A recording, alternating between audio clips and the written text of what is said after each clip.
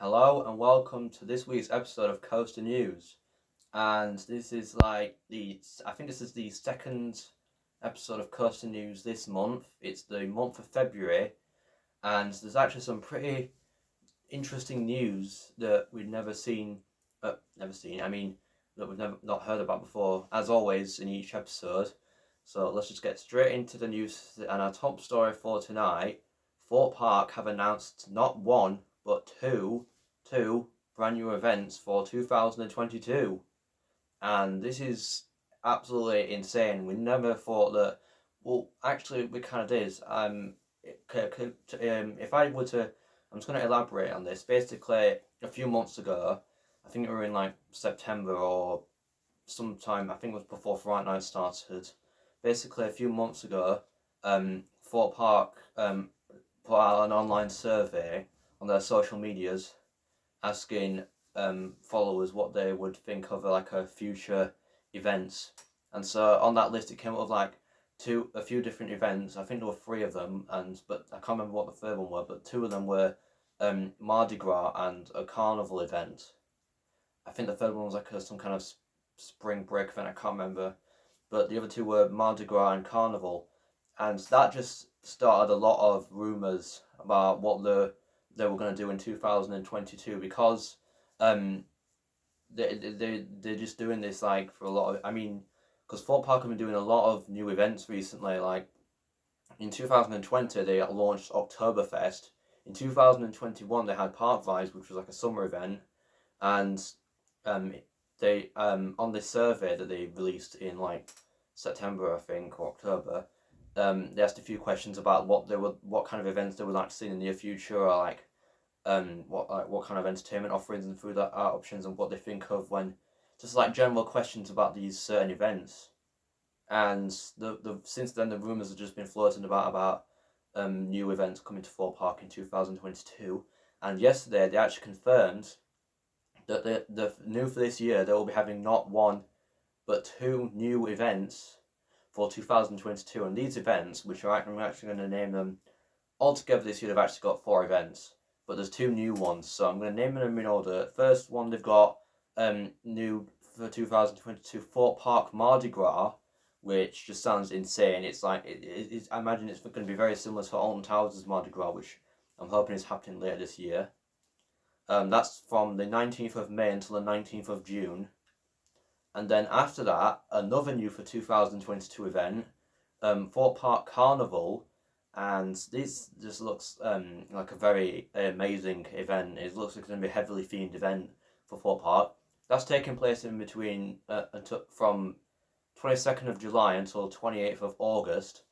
And on those days, we actually originally thought that was going to be the select dates for Park Vibes, but it's clearly been replaced by the Carnival event. So I don't think there's no more Park Vibes for this year. So that kind of makes me glad that I experienced it back in August last year. So if you want to see my Park Vibes vlog that I did in August, go check that out. And obviously after that is Oktoberfest, which is returning from last year on the 2nd of September until the 25th of September. And then after that, Fright Nights, which is taking place from the 1st of October until the 31st of October.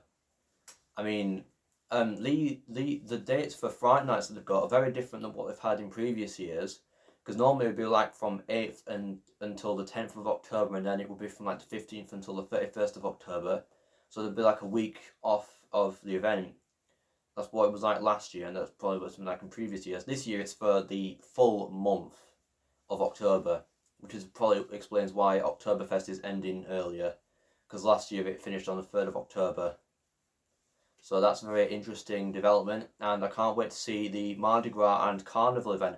I'm going to say this now, I am actually going to go to Thorpe Park for the new Carnival event, so I'll be filming the vlog for that. It's going to be absolutely crazy and insane. We're going to go in August, and they said there's going to be like a new stage show as part of the event, as well as different entertainment offerings throughout the park. So that's going to be amazing. I can't wait to see it. In other news today, the paintwork on Inversion at Flamingo Land is almost completed. And I never thought I'd be saying this for probably a few more months. Well, I kind of anticipated it. But what happened was a couple of weeks ago, I think it was, or maybe no, it were a couple of weeks ago, because last week I didn't. But no, 2 weeks ago, I reported about how they had resumed the paint work on Inversion, their new 10 looping roller coaster coming to Flamingo Land, and where they'd pretty much painted the entire final turnaround section towards the end. And recently, in a video uploaded by Theme Park Worldwide, I'm pretty sure that's probably one of the only sources to have covered this news, is where like 50% of the entire track has now been painted, and also the supports. That is just insane. And from what we could see in like the video, they had painted the entire Cobra roll, most of the final barrel roll, quadruple barrel roll, and some bits of the corkscrew. And obviously before that there was the final turnaround, and I'm pretty sure the final inversion has also been painted. I'm not sure, I'm assuming it has, and that is just like, we did not think that this was going to happen this early. It's definitely looking more and more likely that Inversion could open this year. And on top of that, they've been building some things in the station. They've added like sort of a glass ceiling towards like the front end of the station where the lift hill starts, and they've also started building the queue line for the ride as well. This is a massive development for the ride.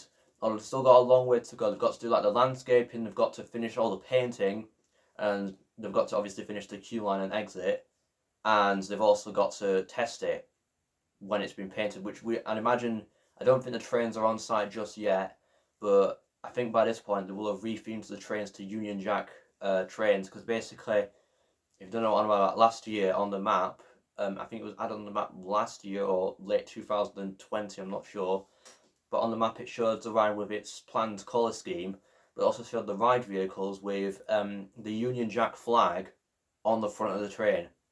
That's pretty much reminiscent of the current trains on the big one at Blackpool. And on top of that, the colour scheme looks similar to Icon, so it's kind of inspired by the two best rides at Blackpool Pleasure Beach. Well, I'm assuming the big one is one of the best rides. I haven't been on it yet, but I'm going to. But I imagine it's one of the best rides there. But that's not the point. The point is, not sure what the theme is. I mean, the colour scheme of the ride and the trains don't really hint towards like a specific theme. It'll probably be some kind of like sort of modern theme coaster, which I don't mind. I mean, the name Inversion doesn't really hint towards a theme either. So I guess that's very interesting, and I can't wait for it to open later this year. Also in the news today, this time tomorrow, Blackpool Pleasure Beach is going to reopen for the 2021 season, and I can't believe it's already come this soon. I thought it was going to be ages and ages before theme parks reopened, and Blackpool Pleasure Beach is normally like the first theme park to open in the season. This year it opens on the 12th of February, which is tomorrow, and that's going to be amazing. It's part of I think it's part of their sort of white knuckle weekends event, where it goes through there until March, where it fully reopens, and that is just amazing. That's literally the start of the 2022 theme park season. So I honestly cannot wait for Blackpool Pleasure Beach to reopen. They've got quite a few additions opening later this year, well, sort of opening, but obviously they're not all on the opening day. I think the big one, because of its current retrack, is going to open probably like Easter time or something like that. Enzo at Blackpool Pleasure Beach was like a spinning seat on Icon. I don't think that's going to open straight away because we haven't seen the spinning car being tested yet, but it'll probably start in like Easter time, same as big one. And Valhalla, which is probably one of the biggest additions this year, which is like a refurbishment of the ride, that is going to open in the summer of 2022, and it has been long anticipated by so many Pleasure Beach fans over the last couple of years, actually, because it was announced at like the end of the 2019 season, I think it was, that Valhalla was going to be closed for an extensive refurbishment throughout the entire 2020 season, and then reopen in 2021. at the end of the 2020 season, they announced that it would be delayed until 2022. And it must be a massive refurbishment because they spent the last couple of years sort of refurbishing it. I mean, there's not, well, I don't think there's really much gone off on the outside of the ride, but I'd imagine there's been a lot of stuff happening on the inside of that building, because they've been releasing a lot of teasers for the ride. It looks like it's going to have like a slightly darker theme than it once did, because not only are they obviously bringing up to current safety standards because the ride's over 20 years old, but also it's getting a lot more immersive theming. And the ride, when it first opened, it was praised by fans as being one of the best water rides in the world and probably the best water ride in the UK. I mean, I haven't been on it. I'm so sorry, but I haven't been on it yet, but I promised I'm going to go on it when it reopens. So that's going to be my first impression of Valhalla with its new refurbishment, probably being better than ever, hopefully. It must be, because they spent the last 2 years and they've got to make up for fans for it being closed that long. So that is just incredible, and I can't wait for that to open. And obviously, until then, they've got Enzo. The Grand National has also had like a sort of a retrack as well, over the last few months. I think it's going to open later on, and obviously the big one's had its annual retrack. That's probably the biggest retrack it's had, where it's been like pretty much an entire airtight mill replaced with new track. So that is incredible. And also Enzo, which is a new innovation for Icon, where it's a spinning season. I'm hoping that Enzo is an upcharge, but it probably likely will be. So let's just play it is an upcharge. And until then, Blackpool Pleasure Beach reopens tomorrow, and I can't wait for it. And finally, in the news today, Lightwater Valley in North Yorkshire has officially changed their logo. And this is quite interesting for the future of the park, because I think when they changed their logo to sort of come up to like where they are now with their target audience of under 12 children under 12. That's what their current target audience is. I mean, I'm not sure really why they needed to, because considering that the previous logo was fine as it is, but they've changed it, and whether this is good or bad for the park, I mean, if their target audience is going to be under 12, that means that thrill rides won't really have a place in Lightwater Valley, which is very saddening to probably the future of pretty much all of their thrill rides have been removed except for the ultimate, but that's SBNO, standing but not operating, and it's not really looking good. Let's hope that they keep it, because I'm pretty sure Lightwater Valley knows that the ultimate is the most iconic attraction and beloved by fans so much, and for it to close would be a massive loss for them.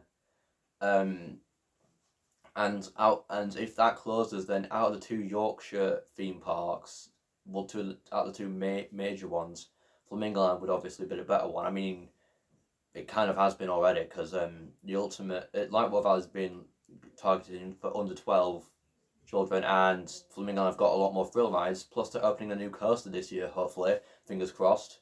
But it's not really looking good for Lightwater Valley. But let's just pray that they manage to. I mean, granted, they're getting a lot of new rides. They're getting a lot of new like smaller rides, but it's not really the same as it once was. I mean, I've never been to Lightwater Valley, but from what I've heard, it was better when it had all the thrill rides in it. So that's just an interesting development, and let's hope that nothing bad happens from here onwards, and let's hope that the ultimate reopens for the 2023 season. So yeah, that is it for today's video, and I hope you enjoyed it. If you did, then please make sure to like, subscribe, and comment if you'd like to see in the next video. Bye!